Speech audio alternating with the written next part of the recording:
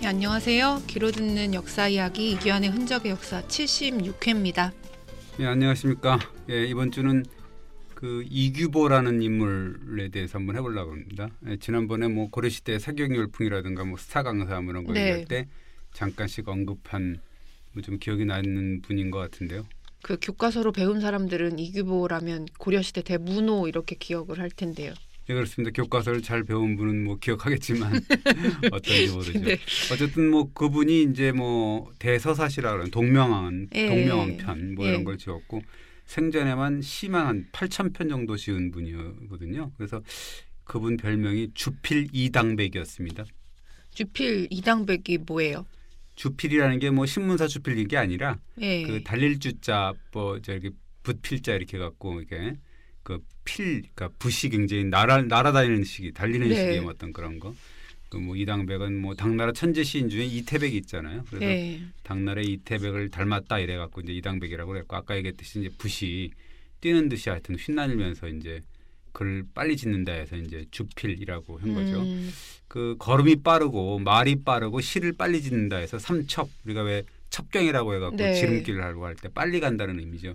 첩자가. 그래서 삼첩이라는 또 별명을 갖고 있습니다. 이규보라는 분이 이야기거리가 참 많죠.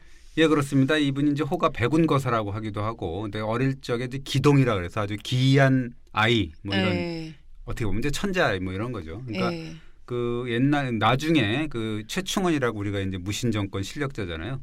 그 최충원이라는 사람도 이 술에 만취한 채로 일필휘지로 이제 뭐 40여 운이나 되는 시를 짓는 이규보를 이제 보면서 너무 감격스러워 갖고 눈물을 흘릴 정도였다 이렇게 얘기를 하고 이규보를 떠올리면 왠지 이제 천재, 뭐 결벽, 대쪽, 주당, 대쪽은 좀 그렇긴 한데 주당 뭐 이런 풍류, 방랑, 광기, 운둔, 거사 뭐 이런 이미지들이 많습니다. 그래서 어쨌든 긴 천재 뭐 이런 느낌이 있어요.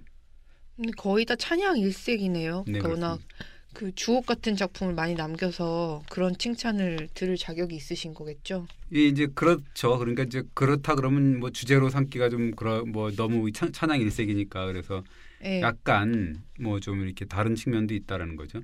이규보 같은 경우가 이제 독재 정권의 아부한 속물이다라는 혹평을 좀 받고 어릴 때는 사실 그 천재라는 소리를 들었거든요. 그래서 이제 지난번에도 잠깐 말씀을 드렸지만 고려시대 최고의 명문이 문헌공도라 그랬잖아요. 그 해동공자인 최충이 그 만든 사학인데 그 문헌공도 가서도 1등을 차지했고 과거에 했는데 그때 과거에서만 3번이나 낙방을 하는 뭐 그런 사람이었기도 했다. 이런 거죠.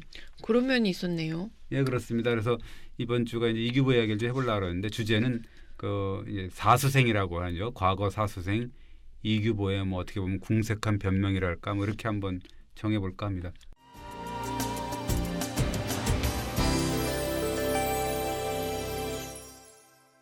그 조선 후기 실학자 이덕무가 이규보를 디스했다면서요. 예, 이덕무가 뭐라 그랬냐면은 이규보는 과거에 급제한 후에 아까 얘기했던 무신정권 실력자 최충원에게 아부하해서 한림에 제수되고 한림이라는 거는 이제 어떤 그 문서상의 뭐 사관원 뭐 이런 그다음에 뭐 홍문관 뭐 이런 거를 얘기를 하는 거죠. 조선시대로 치면 한림에 제수됐다, 한림에 이제 됐다는 거고 그의 시는 아주 기발하고 이 간절한 지체가 전혀 없다. 그리고 이제 거칠고 차분하지 못하고 산만하고 이름값을 못한다. 이런 식으로 아주 혹평을 해놨어요.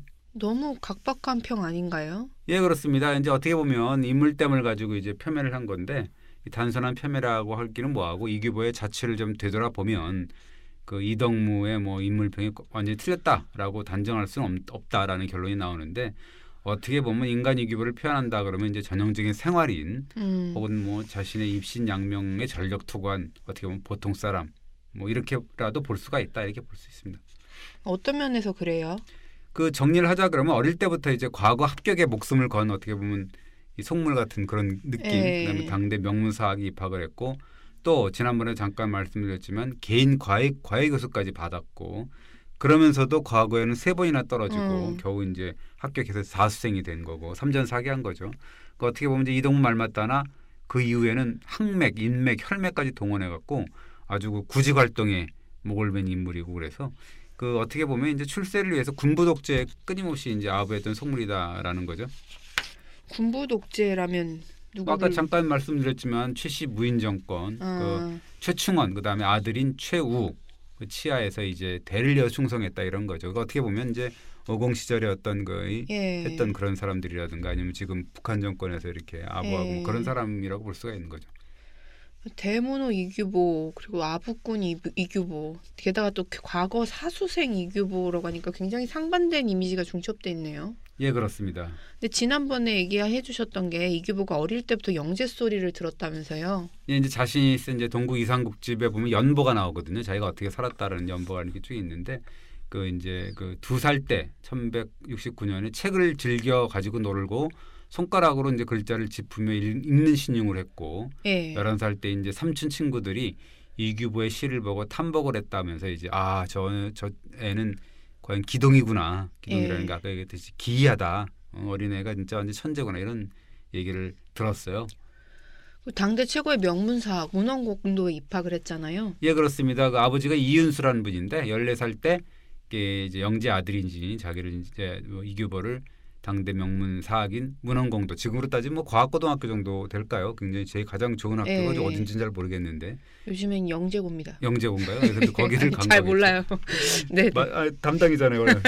그 순위는 왔다 갔다 하는 것 같아요. 하기야 뭐 순위 매긴다는 자체가 기자로서는 좀 그렇죠. 어쨌든 그 문헌공도가 사실은 그 명문 사학이 12개가 있었는데 12공도라고 그러잖아요. 우리가 거기 중에서도 첫 손가락으로 꼽히는 명문 중에 명문이어서 그 고려사에 보면은 양반 자제들 가운데 무릇 과거에 응시하려는 자들은 반드시 문헌공도에 입학했다 이렇게 얘기가 나올 정도로 있습니다. 그러니까 최고의 명문이어서 뭐 지금 민사고 정도 될 수도 있겠네요. 그렇게 따지면. 네. 근데 이규보가 거기에서 또 두각을 나타냈다면서요.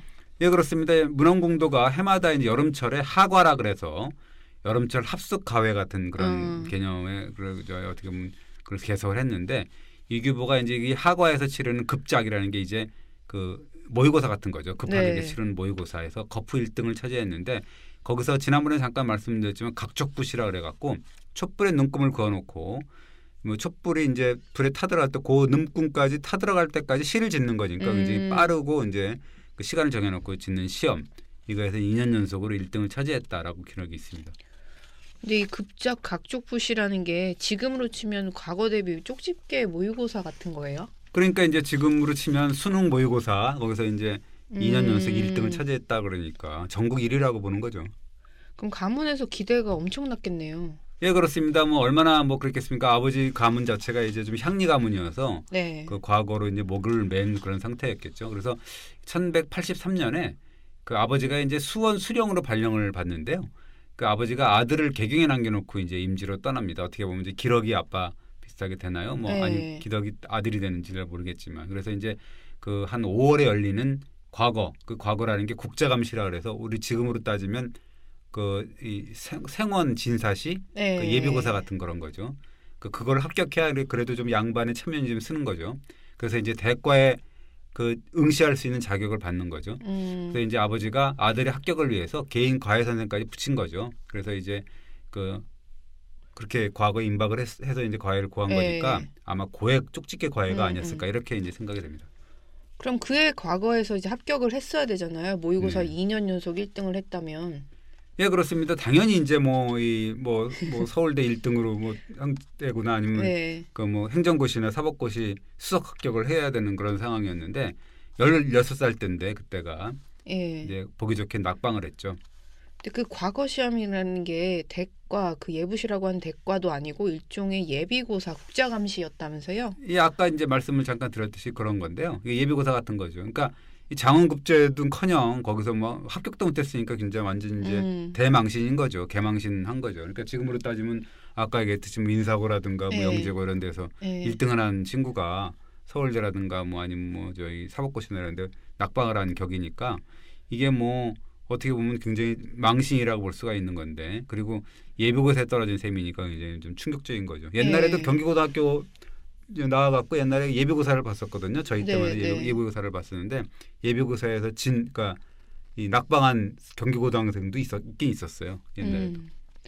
근데 이게 한 번이 아니라 3번이나 낙방을 한 거라면서요. 예, 그랬습니다. 그래서 처음에 이제 낙방을 한 다음에 2년간 재수를 한 다음에 다시 이제 도전을 했는데 또 다시 낙방을 하는 게 18살 때. 예. 그리고 이제 그 다음 해는 이제 아예 응시도 안 했고 그래서 아주 이 중린고회라 그래서 이제 어떻게 보면 이제 서클 같은 게 있었는데 거기서도 예. 이제 그 참석을 안 하고 막 그랬다 그럽니다. 그래서 굉장히 뒤틀린 심사 이런 걸 짐작할 수가 있는 건데 그리고 20살에 도전을 한 3번째 시험에서도 이제 실패를 했어요. 그래서 어떻게 보면 굉장히 좌절을 했겠죠. 뭐 그런 그 이규보가 이제 왜 실패를 했는지 스스로 이제 그 실패한 이유를 달아놓았습니다. 왜 떨어졌다 그랬어요? 그 변명을 하는데요. 뭐라 그러냐면 4, 5년 동안 술로 기세를 부리고 방탕하게 살다가 스스로 단속하지 않았다. 그리고 오로지 시 짓는 일만 일삼고 과거의 글은 조금 더 연습하지 않았기 때문에 합격하지 못했다라고 이제 변명을 합니다. 과거 시험에 나올 만한 모범답안을 쓰지 않고 무절제한 생활을 일삼았다. 그리고 멋대로 글을 짓다가 거푸 실패했다. 뭐 약간 좀 비겁한 변명이 아닌가 싶은데요. 왜냐하면 그 이규보도 그랬고 이규보 집안 자체가 이제 과거에 집착을 했잖아요. 향리 집안이니까 과거에 합격을 하지 않으면 사실 안 되는 상황이었다는 거기 때문에. 그래서 이제 이규보가 각적 부시도 그렇고 학과도 그렇고 기본적으로는 과거에 맞는 문제 모범 답안을 계속 준비를 했을 거 아닙니까? 그러니까 그런 모범 답안을 굳이 피하고 자기 글을 써갖고 일부러 실패했다는 말이 되는 건데 그거는 좀 납득되지가 않은 부분이 있는 거죠. 근데 이규보가 과거를 포기하지 않았잖아요. 예, 그렇습니다. 아까 얘기했듯이 그럼 그렇게 과거 공부가 천편일주에 그랬으면 아예 시험을 보지 말았어야 되는 건데 1189년인데 그 과거에 앞두고 이제 이름까지 바꿔갖고 이제 시험을 보거든요. 왜 뜬금없이 이름을 바꿔요? 연보에 이런 사연이 나옵니다. 이규보의 원래 이름이 인저였다는 거죠. 이인저. 근데 이제 과거를 앞두고 꿈을 꿨는데 규성이라는 노인이 찾아와 갖고 뭐라 그랬냐면 그대는 반드시 장원을 차지할 것이다라고 이제 일러줬다 그럽니다. 그래서 규성이라는 사람이 장원급제 소식을 알려줬다 그래 갖고 알려줬다라는 게 이제 알릴 보자잖아요. 그래서 규자하고 알릴 보자하고 해서 규보라고 이제 이름을 바꿨다는 거죠. 그래서 뭐 그 이름을 바꾼 다음에 1등으로 합격을 했다 그럽니다. 그러니까 규보가 원래 이름이 아니었구나. 예, 그렇습니다. 이렇게 이규보는 3전 사기 끝에 사수 끝에 이제 급제를 했는데 그것도 장원으로 급제를 한 거죠. 그러니까 어떻게 보면 이제 이름까지 바꿔갖고 배수의 진을 친 거니까 그래서 어떻게 보면 수석 입학의 연예를 차지했다 이렇게 볼 수가 있습니다. 그게 몇 살이었을 때예요? 22살. 그러니까 그 원래 그 당시에 고려의 국자감시 그 예비고사의 급제 평균 연령이 뭐 한 보통 18.6세 정도 뭐 이렇게 됐다는 거거든요. 그렇게 따지면은 이규보는 굉장히 늦가기 합격이었다 이렇게 볼 수가 있습니다. 그 본고사 그 예부시 대과 성적은 어땠어요? 예, 뭐 1190년에 이제 그 본고사 재술과에 도전을 하는데 재술과라는 게 이제 문학적 능력을 가리는 분야니까 어떻게 보면 지금으로 따지면 뭐 국문과나 뭐 이런 거 되겠죠. 거기 이제 들어가는 건데 이 60여일 동안 이제 절에 들어가갖고 또 과거 준비 만전을 기하고 뭐 그랬다는 건데 그 예비고사와 달리 첫 도전에서 이제 어떻게 보면 합격을 했다 이렇게 볼 수가 있습니다. 그 본고사에서도 장원급제를 한 거예요? 아닙니다. 합격자가 그때 한 38명 정도 됐다 그러는데 재술과가 30명이고요. 많이 뽑은 것 같아요. 그랬는데 그 중에 성적이 동진사라고 하는데 이 당시에 합격자의 성적이 갑과 을과 병과 동진사 이렇게 4단계로 나눴습니다. 그러니까 동진사라는 거는 갑을 병도 아니고 4번째니까 최하위권이었다는 거죠. 그럼 바닥권이었다는 얘기인데요. 엄청 실망했겠네요, 이규보가. 요즘 말로 자존심의 스크라치를 뭐 나타내서 이제 이규보가 합격을 반납하려고 합니다. 그래서 뭐라 하냐면 연보에 나오는 듯이 과거 성적이 낮은 것에 실망한 이규보가 합격을 사양하려고 했다. 그러니까 아버지가 엄히 꾸짖었다. 그런 전례도 또 없었다는 거죠. 그래서 사양하지도 못했는데 그때 이제 이규보가 이제 술자리에서 크게 취해가지고 하객들한테 큰 소리 빡빡 치고 이제 그랬던 모양이에요. 그러니까 이제 좌객들이 같이 옆에 앉았던 사람들이 입을 가리고 몰래 웃었다. 뭐 이런 표현이 있습니다. 그러니까 쓸데없는 자존심을 부리다가 비웃음을 샀다는 얘기군요. 어떻게 보면 그런 거라고 볼 수가 있는 거죠. 그러니까 어쨌든 뭐 이게 좀 창피하니까 그럴 수가 있는 거고요. 서울대 뭐 당연히 가야 되는데 뭐 그런 거죠. 그런데 이제 이규보가 과거 관문을 이제 어쨌든 통과했잖아요. 그래서 이제 어떻게 보면 유유자적한 모습을 보여줬는데 스스로 이제 백운거사라고 이제 자칭을 하면서 개성 인근에 있는 천마산 초당에 머물렀다 이런 기록이 있습니다. 백운거사라 하면 뭔가 벼슬에 연연하지 않는 은둔의 선비 같은 느낌이 나는데요. 예, 그렇지만은 이규보가 뭐 그냥 은둔하겠다 뭐 이런 생각은 아니었던 것 같아요. 그러려면 과거를 안 바뀌었죠. 예. 처에 묻혀서 평생 살아가지 않겠다 이렇게 예. 여러 차례 말을 했거든요.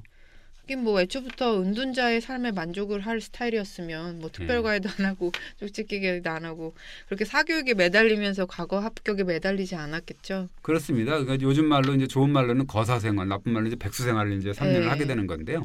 이규보가 초조해지는 거죠. 남들은 뭐 다 뭐 모두 드날리는데 이게 나만 홀로 뒤처졌구나. 이게 뭐 젊었던 옛 모습은 뭐 점점 사라지고 세월만 자꾸 죽이는구나. 뭐 이런 식의 뭐 시를 읊고 그렇습니다. 그러니까 과거에 급제한 동문들이 승승장구하니까 근데 자기만 뒤처져 있으니까 좀 초라하다고 느꼈겠죠. 아무래도 뭐 조바심이 나은 거죠. 그래서 이제 어떻게 하냐면 가만히 있지 않고 당시에 그 국자감시 좌주 그러니까 어떻게 보면 국자감 이 처음에 자원급제했던 그 예비고사 거기에 시험 총감독이라는 분이 있는데 유공권이라는 사람이 그러니까 그때 당시에 이렇게 보면 그 어느 시험을 보면 그 시험을 총괄했던 그런 분이 어떻게 보면 스승 역할 비슷하게 하고 뭐 굉장히 뭐 좋은 관계였던 모양이에요. 그래서 이제 그 유공권이라는 사람을 찾아가 갖고 날 좀 추천해 달라 해 갖고 노골적인 구직 시를 하나 보냅니다. 구직 시라는 거는 뭐 자리를 좀 만들어 달라는 거예요? 예, 그렇습니다. 뭐라고 쓰냐면 골짜기에서 나온 꾀꼬리 아직 그대로 나직이 돌면서 차츰 큰 나무에 내립니다.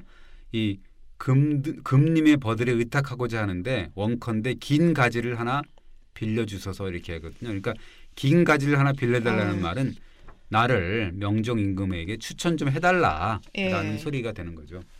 그래서 유공권이 이규보를 추천했어요?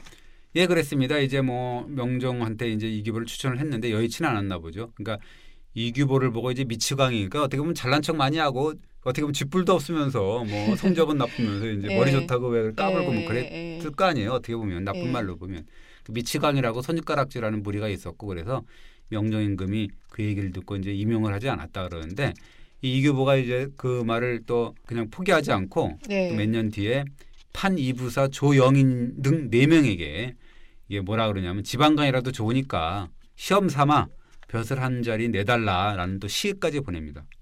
그러니까 한 명이 아니라고 또 4명한테 구직 부탁을 했다는 건데 지방간이라도 좋으니 추천을 해달라는 걸 좀 구차스러운 것 같기도 하고요. 그러니까 어떻게 보면 이제 자존심 따윈 내팽겼다 이렇게 볼 수가 있는 거고 비굴하기 이를 데 없는 인사청탁이었다 이렇게 볼 수가 있습니다. 나쁜 말로 보자면은요. 그 이규보 같은 인사청탁한 4명은 누구예요? 예, 뭐 조영인, 이뮤, 최당, 최선 이런 사람인데요. 397년에 최충원이 이제 동생 최충수까지 제거를 하고 명정까지 폐위를 시킨 다음에 신종을 옹립을 하고 세임금을 옹립을 하는 거죠. 그래서 신정체제를 구축하는데 이 언급된 조영인, 이뮤, 최당, 최선 이런 4명이 뭐 그해 12월에 인사해서 최충원에 의해서 아주 요직에 기용된 인물들이었다는 거죠. 최씨 정권의 핵심 인물들이네요. 나쁜 말로는 독재 정권의 하수인들이라고 봐야 되는 거죠. 그러니까 이규보는 동원할 수 있는 한 모든 인맥을 다 동원해가지고 온갖 아첨까지 떨면서 직책을 구한 거네요. 그렇다고 봐야 됩니다. 근데 그 인사청탁이 통했어요? 뭐 처음에는 그랬다는 것 같아요. 조영인 등의 4명의 재상이 연대보증 형식으로 해서 이제 이규보를 그래도 지방 말직이라도 어떻게 추천해서 해달라고 이제 임금한테 했는데 임금이 허락을 했겠죠. 근데 이제 그 순간에 어이없는 변수가 생깁니다. 이 상소문을 담당하는 이 장주 승선이라는 사람이 있는데 이 상소문 담당하는 어떻게 보면 비서죠. 이 아무개라 그러는데 임금의 도장이 찍힌 이규보의 임명장을 가로채 갖고 2부 그러니까 2조에 내리질 않아요. 2조에 내려서 이제 2조가 이제 최종적으로 이렇게 그 임명을 해야지 이제 되는 건데 2부에 내리질 않고 그냥 잃어버렸다라고 핑계를 해버리는 거죠. 왜 그랬을까요? 이 장주 승선이라는 자가 이 최고 실력자 최충원의 측근이었다는데 이규보한테 좀 나쁜 감정을 갖고 있었던 인물이었던 것 같아요. 그래서 이제 그렇게 갖고 이제 추천을 안 하고 잃어버렸다 그러니까 이 추천 상소를 올린 조영인 이런 재상들도 그냥 뭐 눈 넘어가고 살짝 넘어갔다 그러는 거죠. 그러니까 장주승선이 장난을 한 건데 이 장주승선도 어떻게 보면 최충원 측근이니까 그냥 모른 척하고 넘어갔다는 거죠. 이규보로서는 좀 어이가 없는 일이었겠네요. 예, 그렇습니다. 그럼에도 불구하고 포기는 안 했다 그럽니다. 구직 활동이 굉장히 끈질겼다는데 이 32살 때 어떻게 보면 이제 최고 실력자 최충원의 부르심을 드디어 받습니다. 그래서 이제 일생일대 대면접을 보러 이제 갑니다. 어떻게 보면 최충원한테 충성맹세를 했겠죠. 그래서 이제 이규보가 면접을 치르고 기쁜 마음으로 집에 돌아가면서 읊은 시가 있어요. 뭐라냐면 아내와 자식들이 다시 나를 보고 친구들도 서로 축하해 주네. 출세길이 가까워졌구나라고 이제 그런 시를 또 써요. 그래서 그 꿈에 그리던 임명장을 받아요. 예, 그렇습니다. 그 다음 달에 어떻게 보면 상반기 정기 인사라 그러는데요.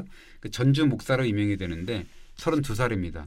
과거 합격한 후에 9년이 지났거든요. 네. 눈물겨운 9년간의 구직 활동이니까 지금 요즘으로 따지면 요즘에 또 청년 실업이 뭐 그런 파인데 이규보도 뭐 그러지 않았나. 임명장 받기도 그렇게 어려웠으니까 합격을 한 다음에도 그래서 어떻게 보면 진짜 불쌍하다고 볼 수도 있는 거죠. 이렇게 천辛만고 끝에 얻은 보직이었으니까 의욕적으로 일을 했겠죠? 근데 이제 이게 여기 좀 과했던 건지 아니면 이제 토호들, 지방 관리들 보통 보면 이제 뭐 이렇게 곤조 부린다고 그러고 근성 부린다고 그렇죠. 하기도 하는데 농락당했는지 아주 고전을 면치 못한다는데 이 관직 수행 중에 토 및 지방민들 뭐 이런 사람들하고 갈등이 아주 엿보이는 글들이 적지 않습니다.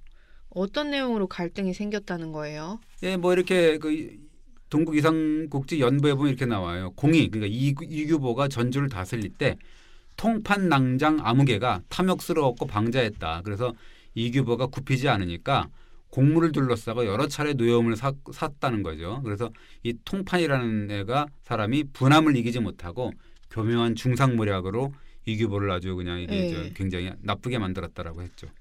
통판이라는 직책이 뭐예요? 이 뭐 고려 때 지방간직인데 어떻게 보면 이제 이 통판의 낭장이라는 거는 이게 지방간직 같은 무관 하고 어떤 극심한 갈등을 빚었다 이런 건데 결국 이제 부임 1년 만에 1년 6개월 만에 파직되고 맙니다. 그 말로는 이제 아까 얘기했듯이 그 모함 때문에 그렇다라고 나옵니다. 근데 그게 사실일까요? 글쎄요, 이게 이제 뭐 그럴 수도 있는데요. 뭐 이렇게 이규보가 뭐 어떤 사람한테 쓴 편지를 보면 굉장히 깜짝 놀랄 만한 구절이 나오거든요. 뭐라고 나오냐면 내가 전주를 다스릴 때 잠옷 가혹하다는 소문이 들릴 때가 많았는데 이렇게 얘기를 하는 거죠. 그러니까 옆에서 보면 내가 좀 이렇게 어떻게 보면 굉장히 독하게 했다 그런 의미가 되는데 그거 가지고 이제 지방민들이 굉장히 안 좋게 봤다 이런 뭐 의미도 하는데 뭐라 그러냐면 전주는 옛날 백제의 땅으로 그 성질이 사나워서 관대한 정사로는 다스릴 수가 없기 때문에 굉장히 그 가혹한 형벌을 쓴 거다. 그래서 내 본심은 아닙니다라고 이제 이런 글이 있어요. 근데 큰일 날 소리 아니에요. 고을을 다스리는 사람이 무슨 백제인의 후예들 이런 걸 운운하면서 형벌로 그것도 가혹하게 다스렸다고 하니까 좀 이상한 것 같은데요. 예, 그렇습니다. 그 뭐 우리가 이렇게 옆에서 봐도 그 지역 사람들을 백제 후예라고 해서 깔보고 사납게 다루니까 어떻게 됐겠습니까? 그러니까 토호 세력과 지방민들이 가만히 있었겠습니까? 그거 뭐 안 봐도 비디오죠, 뭐.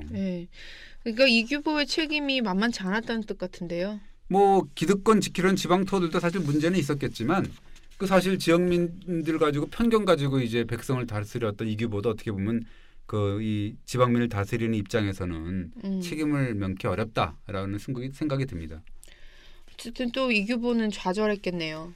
예, 그랬겠죠. 뭐 파면 당한 다음에도 이제 그럼에도 불구하고 굉장히 끈질긴 구직 활동을 펼치는데 이 계속 이제 뭐 탄핵과 파면의 그 전과가 있잖아요. 그래서 굉장히 괴롭혔던 모양이죠. 그래서 이 좌절을 거듭하니까 자포자기 심정으로 저희가 이제 그 시를 쓰는데요. 그칠 지자 2개, 지지란 무엇인가? 그러니까 그칠 것을 알고 그치는 것이다. 그 지지라는 거죠. 그래서 그칠 것이 아닌데 그치면 그 그침은 그칠 곳에서 그치는 게 아니다. 뭐 이런 굉장히 현학적인 말을 하게 되는. 이제 체념한 건가요? 네, 그렇지는 않고요. 결국 구직은 포기하지 않습니다. 대단하네.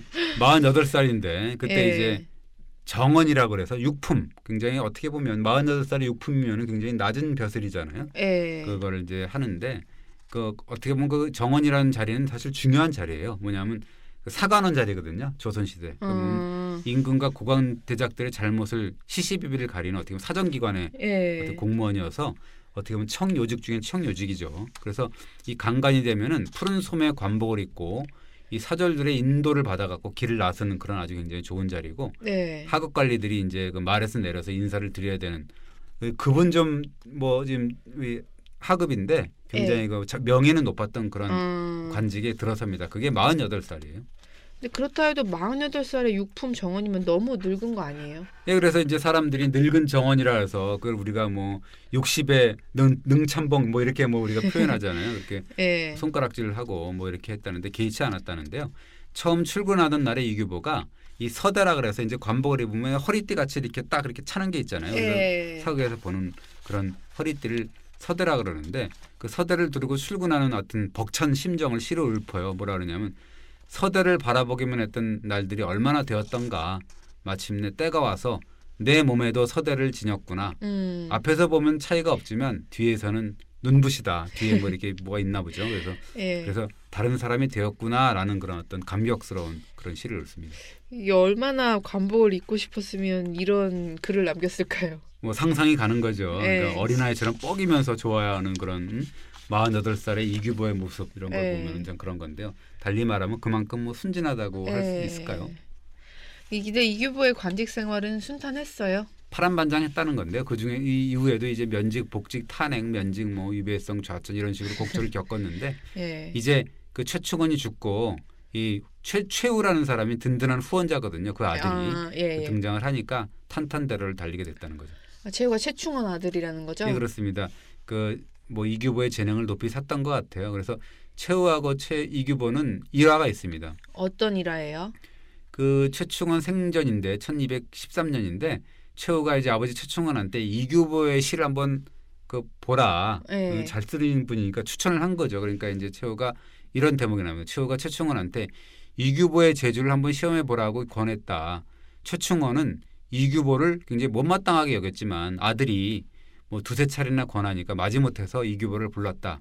최우가 최충원에게 이 사람은 술에 취해야 시를 짓습니다라고 이제 말을 하니까 그럼 한번 술 한번 먹어봐라. 그래서 이규보가 이제 술을 취하도록 마시였는데 마침 뜰에 이제 공작사가 있다는 거죠. 그래서 최충원이 그래 그러면은 공작을 한번 주제로 삼아갖고 시를 한번 써봐. 그랬더니 뭐 이규보가 그렇게 술에 만취했는데도 불구하고 아까 얘기했듯이 처음에 40여운이 이르도록 붓을 멈추지 않았다는 거죠. 그래서 최충원이 정말로 감탄해갖고 눈물까지 흘렸다.